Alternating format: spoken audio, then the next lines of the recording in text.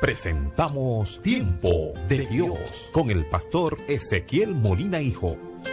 Una palabra de fe que puede transformar. Lo que asimismo recibí, que Cristo murió por nuestros pecados, conforme a las Escrituras, y que fue sepultado y que resucitó al tercer día, conforme a las Escrituras, y que apareció a Cefas y después a los 12.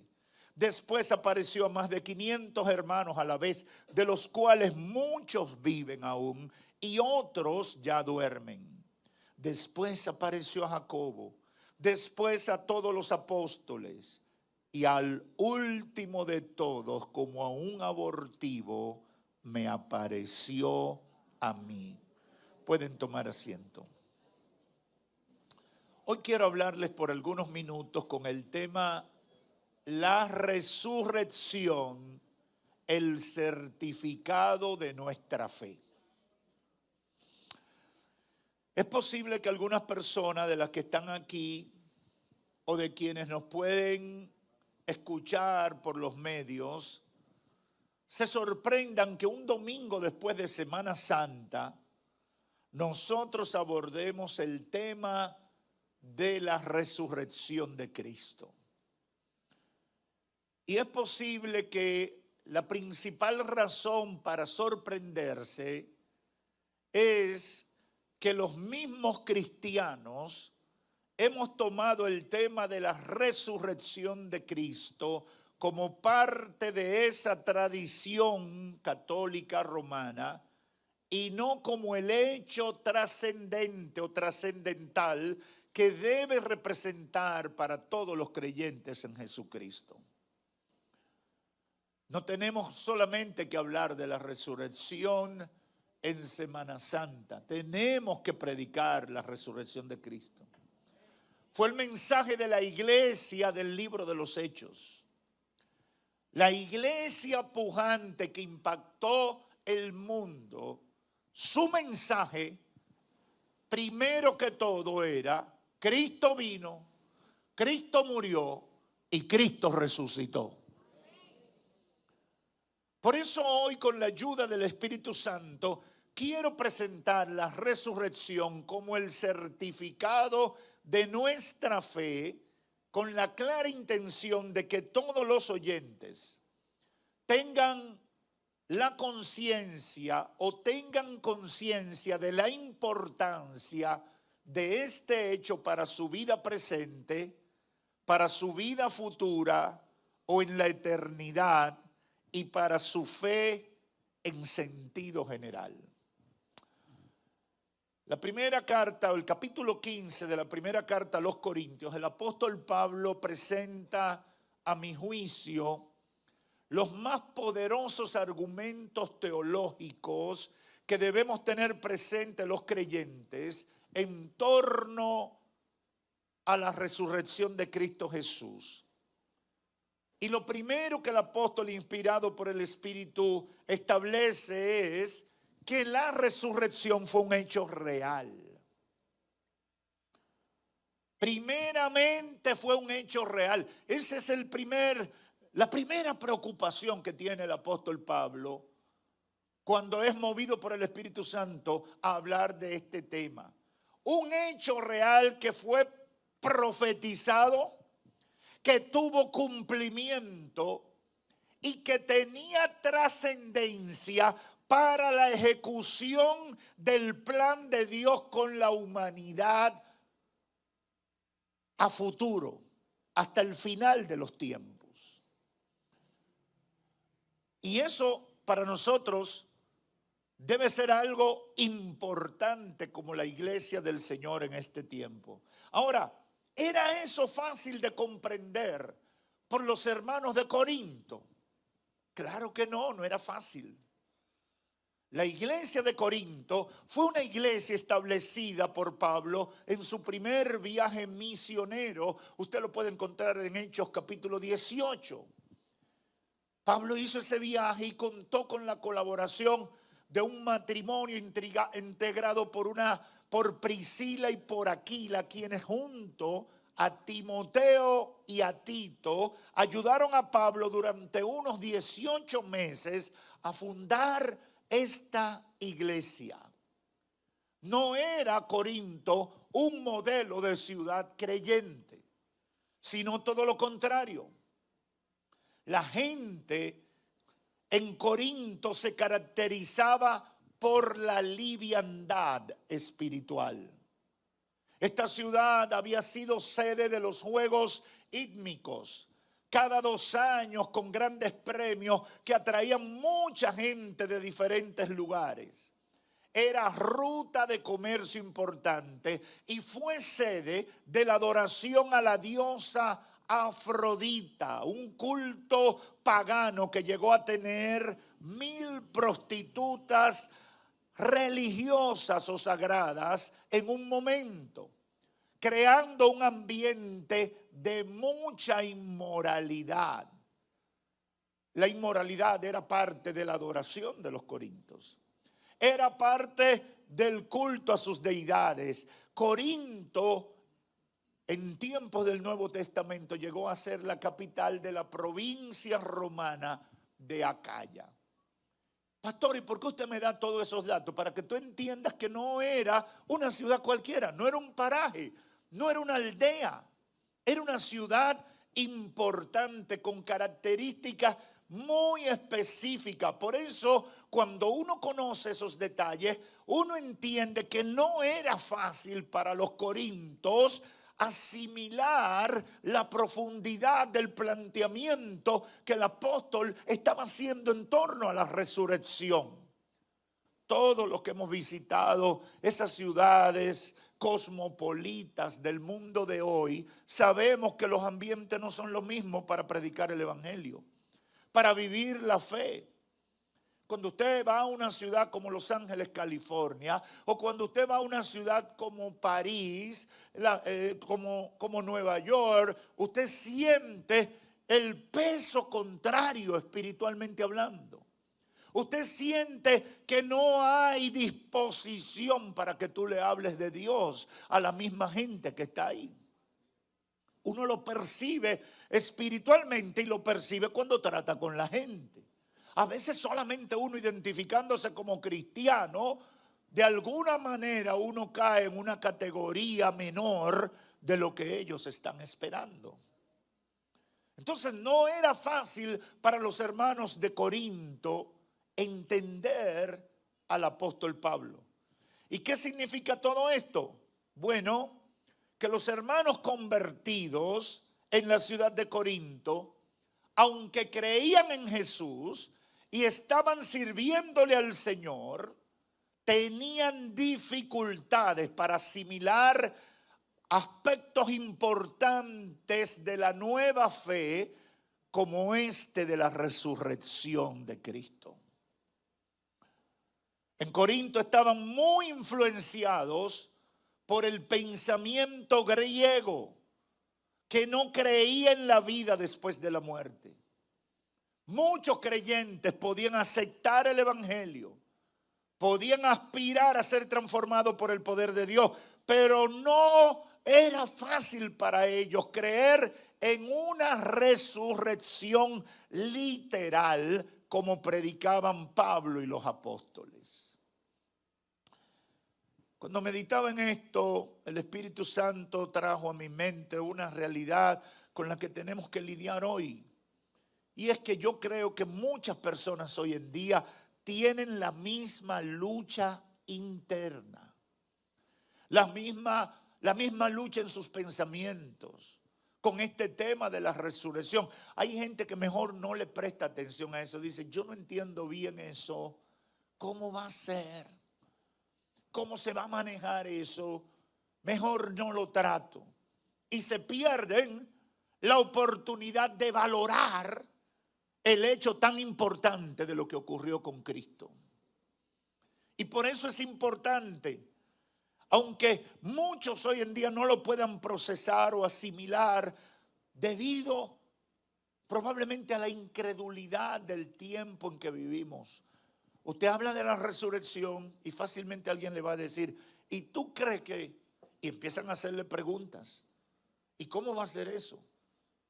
Y usted que no se ha preparado para entender lo que la palabra le ha dado como respuesta, usted empieza a caer en una crisis espiritual, una crisis de fe, porque usted como que no entiende, su fe ha sido atacada por un incrédulo y usted no tiene argumento sólido en que sustentarse porque ni siquiera conoce lo que la palabra de Dios dice sobre el tema. ¿Cómo los orienta el apóstol inspirado por el Espíritu Santo para que entendieran que la resurrección era el certificado de su fe? Debo aprovechar para decir que un certificado es la validación, la confirmación de un hecho o el cumplimiento de unos requisitos por parte de una autoridad competente. Por ejemplo, un certificado médico es lo que usamos para justificar nuestra ausencia laboral. Lo hace un médico que puede dar testimonio de la condición de salud de esa persona. Por eso el apóstol comienza diciendo el primer punto resaltante en todo este capítulo 15 de Corinto. Número 1, la resurrección es un hecho real. A él le interesaba que los hermanos entendieran que eso no estaba en duda. La resurrección es un hecho real. Mire cómo comienza. Porque yo os entregué, verso 3, en primer lugar, lo mismo que recibí. Capítulo 15, verso 3. Que Cristo murió por nuestros pecados, conforme a las Escrituras. Que fue sepultado y que resucitó al tercer día, conforme a las Escrituras. Que se apareció a Cefas y después a los 12. Que luego se apareció a más de 500 hermanos a la vez, la mayoría de los cuales viven aún, pero algunos ya duermen. Después se apareció a Jacobo, luego a todos los apóstoles, y al último de todos, como a un nacido fuera de tiempo, dice esta versión, se me apareció también a mí. ¿Qué está diciendo? Cristo murió por los pecados de ustedes. Fue sepultado, resucitó y se le apareció a suficientes personas para que testificaran de este hecho. Todo eso conforme a las Escrituras. Pablo está diciendo, yo no me estoy inventando una historia nueva. No estoy sacando una historia de mi imaginación para impresionarlo o para manipularlo o para hacerle creer una fe que no tiene conexión con lo que le ha sido predicado. No, Cristo resucitó. Cristo vino, Cristo murió, Cristo pagó el precio de nuestra culpa y se levantó victorioso al tercer día. Pablo le está diciendo, el evangelio se sustenta en un hecho real, por lo que no lo comparen con un hecho mítico o místico de lo que abundan en la cultura griega. ¿Se recuerdan la mitología griega? Zeus, el Dios Padre, dueño del relámpago y de los cielos, que dirigía el resto de los dioses olímpicos desde su trono, era hijo de Cronos y Rea, y sus hermanos eran Demeter, Hera, Hestia, Hades y Poseidón. Además de ser su hermana, era su mujer. Junto a Hades y Poseidón derrotó a su padre Cronos y se apoderó del trono. Y alguna gente dirá, pastor, usted está hablando en lengua. Era contándote un chin de la mitología griega. ¿Han oído mencionar a Zeus? Yo vi por primera vez ese tema con unos muñequitos que daban. Hércules.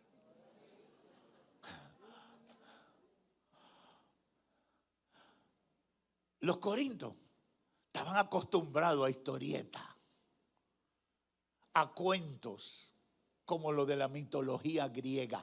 Lo habían heredado culturalmente. Pablo viene y le dice: mis hermanos, yo no estoy hablando de Zeus, ni estoy hablando de cuentos de los que ustedes están acostumbrados.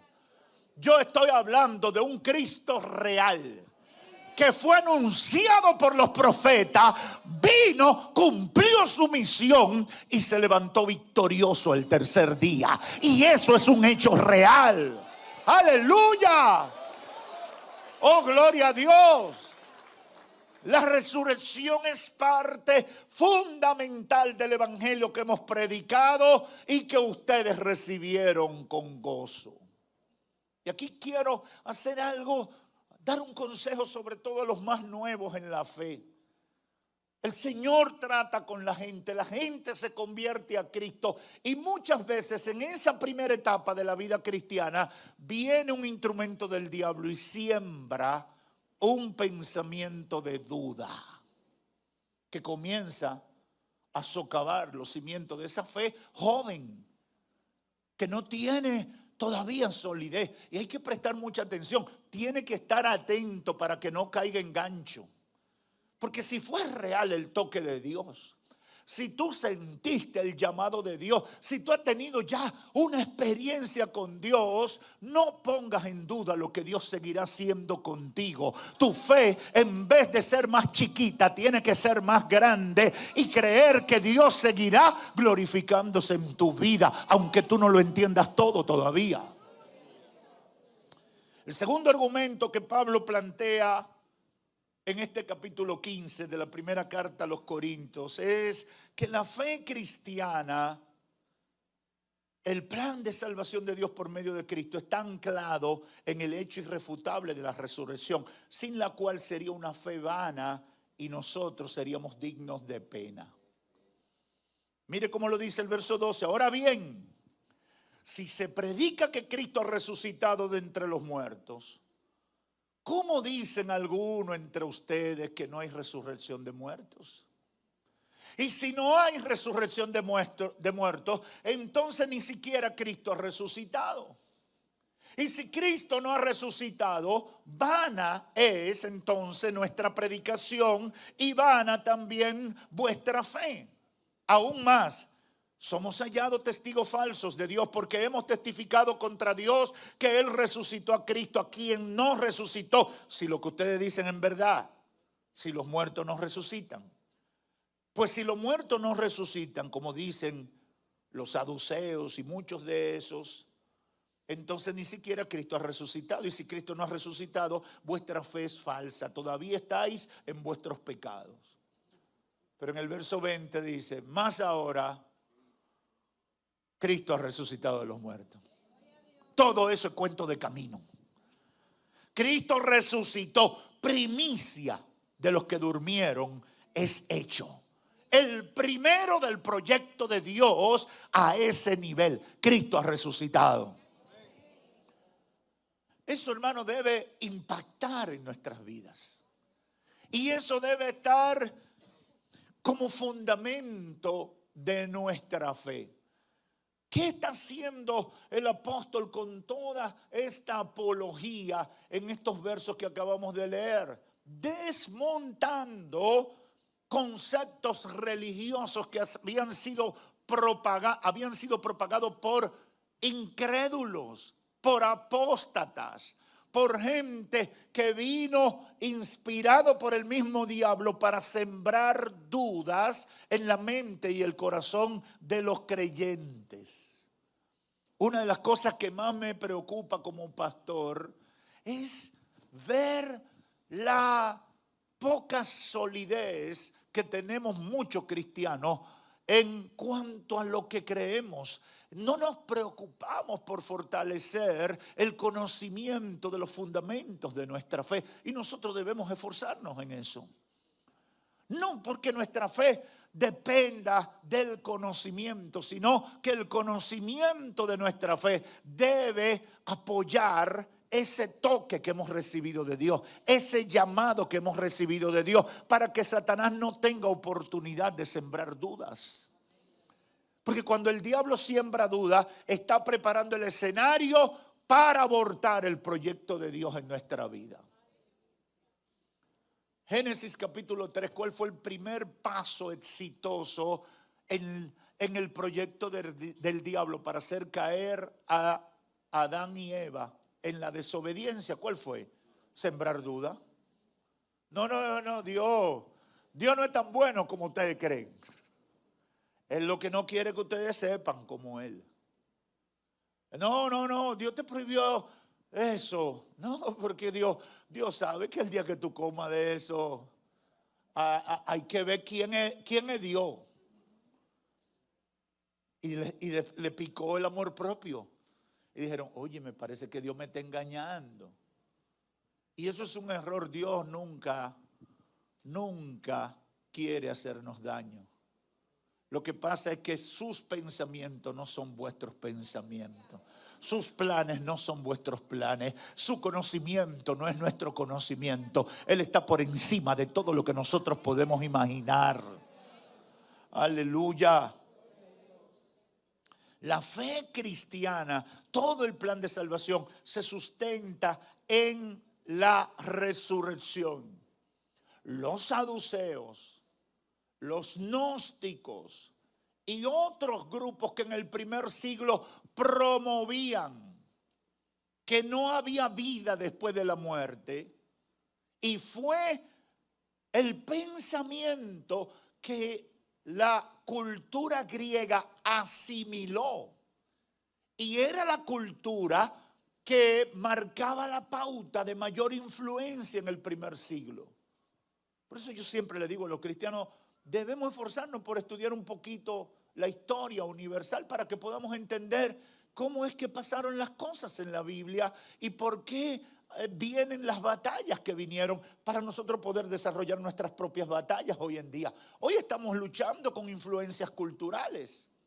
Hoy estamos luchando con pensamientos y filosofías que se están promoviendo. Hoy estamos luchando con una serie de estrategias que el diablo está desarrollando, pero eso no comienza el día en que tú la enfrentas. Eso se toman décadas trabajando para tratar de influir, para cambiar modelos de pensamiento. Ha sido siempre así. Lo que no cambia es el propósito del enemigo, y lo que no debe cambiar es la autoridad espiritual de la iglesia para rechazar los planes del diablo. Quiero concluir con dos ideas finales.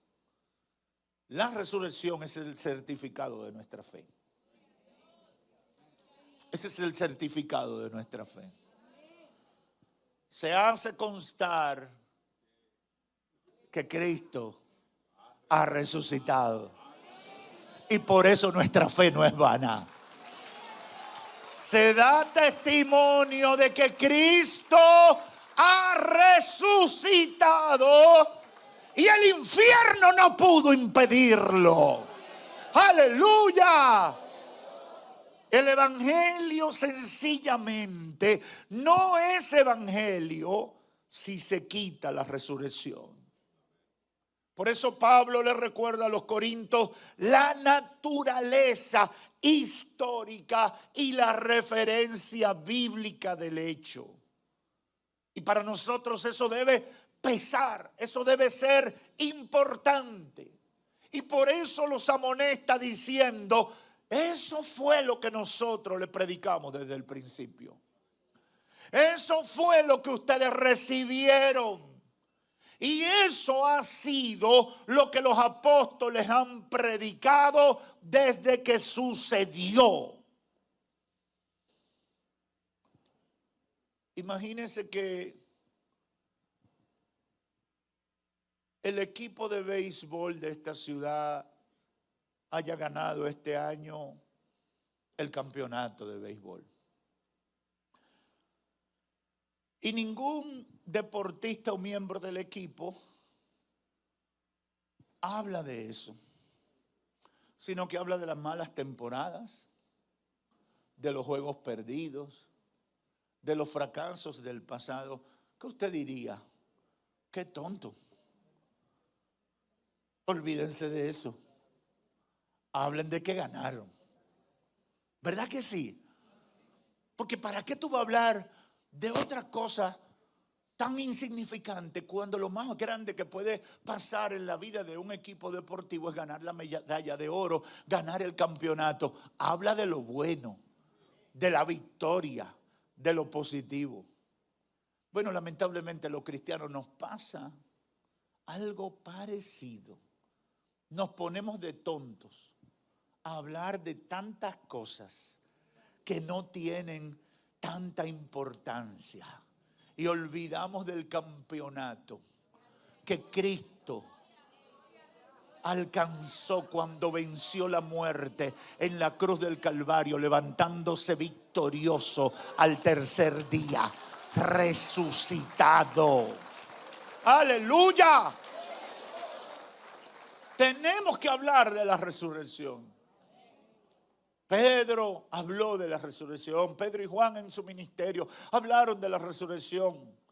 Y yo le invito a que lea el libro de los Hechos, esa iglesia revolucionaria del primer siglo, para que usted vea que todos los predicadores, lo primero que le comunican a sus auditorios, comenzando con los dos poderosos mensajes de Pedro en el capítulo 3 y 4, donde se convierten más de 8,000 personas, sin contar las mujeres y los niños. El tema es: nosotros predicamos a ese Cristo que ustedes crucificaron, pero que se levantó victorioso al tercer día. Aleluya, primicia de lo que viene para nosotros. Primicia de lo que Dios ha decidido hacer con la humanidad. La iglesia cristiana no puede dejar a un lado la predicación de la resurrección de Cristo. Es el principio de todo un proyecto. Y lo que he sentido de parte de Dios para enfatizar en este primer mensaje de hoy es que es el certificado de nuestra fe. Esta fe verdadera porque le servimos a un Cristo que resucitó.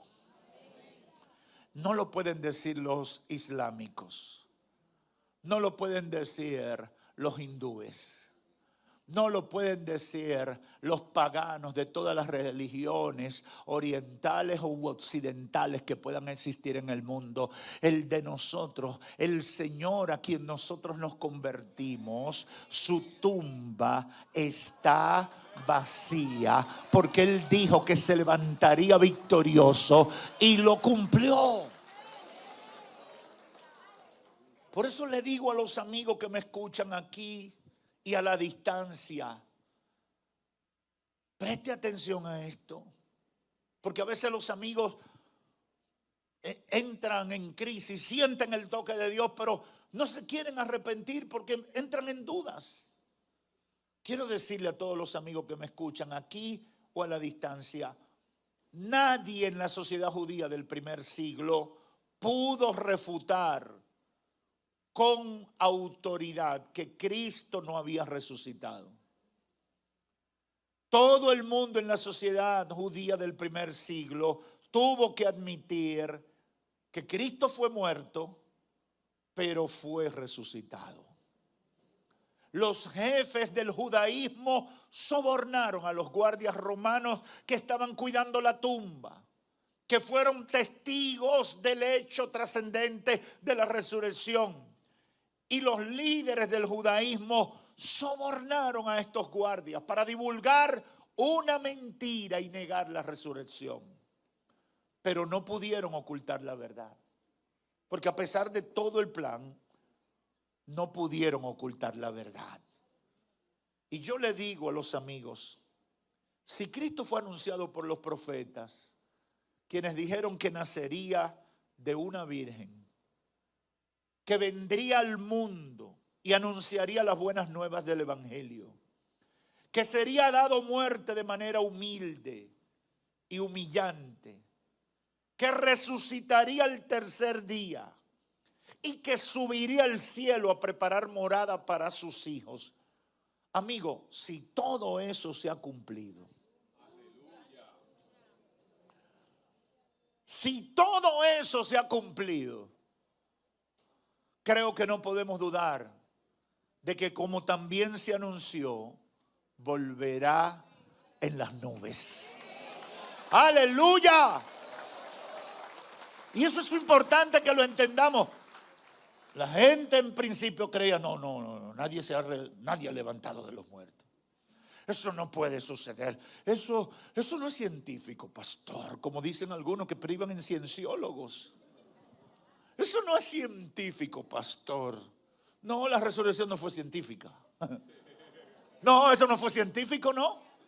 Porque los científicos solamente pueden explicar lo que alcanzan a entender. Y lo dicen con su palabra hasta que descubran algo nuevo. Porque no es que se quedan ahí. Ellos dicen, no, la Tierra da tanta vuelta.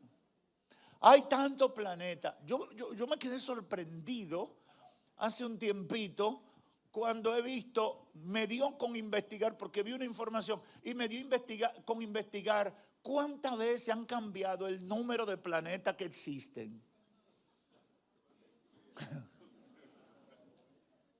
Yo sé, si usted es de mi liga, los baby boomers,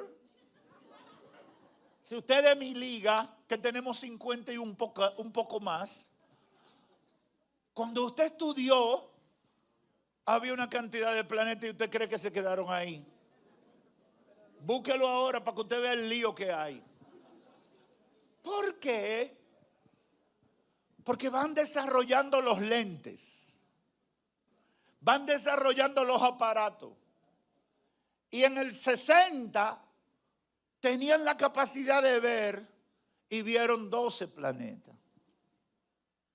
Y decían, son así, y este es el sistema solar, y son así. Pero ahora han mejorado los lentes.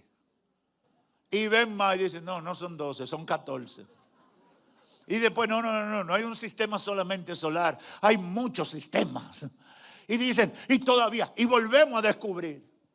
Entonces, lo que era ciencia exacta en el 60, en el 70, en el 80 y el 90, hoy es cuento de niños. No tiene validez. Por tanto, la ciencia va modificando sus conceptos, sus premisas, sus postulados. Sus axiomas están condicionados con el desarrollo del conocimiento. Por tanto, la ciencia está descalificada para describir y validar lo que es el poder de Dios. Cristo resucitó, y aunque no lo puedan explicar, Cristo resucitó, y de la misma manera que Cristo resucitó, volverá otra vez. ¡Aleluya! Por eso yo me llevo de lo que dice la Biblia. Mateo 24, 29. E inmediatamente, después de la tribulación de aquellos días, el sol se oscurecerá y la luna no dará su resplandor, y las estrellas caerán del cielo, y las potencias de los cielos serán conmovidas. Verso 30. Entonces aparecerá la señal del Hijo del Hombre en el cielo, y entonces lamentarán todas las tribus de la tierra y verán al Hijo del Hombre viniendo sobre las nubes del cielo con poder y gran gloria. Si la ciencia no ha podido explicar cómo Él resucitó, tampoco podrán explicar cómo vendrá y todo ojo lo verá. Aleluya. Yo no sé si la iglesia está entendiendo lo que le estoy diciendo. Por eso la resurrección es el ancla de mi fe. venció la muerte. Y si venció la muerte, y si subió al cielo y los discípulos y todos los testigos lo vieron, yo tengo que estar preparado para que cualquier día de esto nos sorprenda y todo el mundo tenga que verlo. Y enviará a sus ángeles con gran voz de trompeta, verso 31, y juntará a sus escogidos de los cuatro vientos, desde un extremo del cielo hasta el otro. Amigo, amiga que estás aquí o a la distancia, conviértete a Cristo. Hermano, hermana, si estás descuidado, actívate en Dios. Es lo mejor que podemos hacer. La resurrección es el certificado de nuestra fe. Que Dios los bendiga. Padre, gracias. Gracias, Señor. Vamos a nuestra próxima.